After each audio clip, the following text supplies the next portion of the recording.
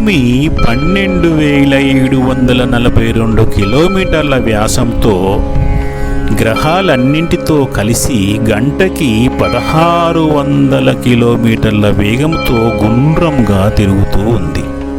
భూమిలోన ఉన్న అనేక ధాతువుల వల్ల మొక్కలు ఎదుగుతూ ఉన్నవి, నశిస్తూ ఉన్నవి. గాలి భూమి చుట్టూ 10,000 కిలోమీటర్ల మేర వ్యాపించి ఉన్న వాయు సమ్మేళనం. ఇందు జీవులు జీవించుటకు కావలసిన అన్ని వాయువులు ఉన్నవి. వాటిని శ్వాసిస్తూ జీవిస్తూ ఉంటవి జీవులన్నీ.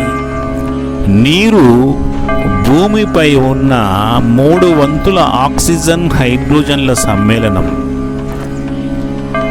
సూర్యకిరణాల వల్ల వేడెక్కి ఆవిరై మేఘాలుగా ఏర్పడి కొంతమేర గాలిలో పయనించి చల్లబడి వర్షం రూపంలో మళ్ళీ భూమిని చేరి సముద్రం చేరుతుంది. నిప్పు సూర్యకిరణాల వల్ల వేడి భూమికి చేరుతుంది. నిప్పు ప్రతి పదార్థాన్ని తాను కాల్చుతూ ఉంటుంది. నిప్పు వేడినిస్తుంది, వెలుతురును ఇస్తుంది. ఈ పై 4 అంశాలు ఆకాశంలోనున్నవే.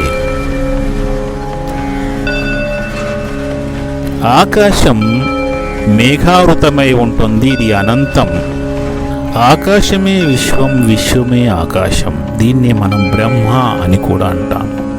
విశ్వంలోనున్న గ్రహాలన్నీ పరస్పర ఆకర్షణ, వికర్షణ, అయస్కాంత శక్తి వల్ల తమ చుట్టూ తాము తిరుగుతూ నిరంతరము తిరుగుతూనే ఉన్నాయి.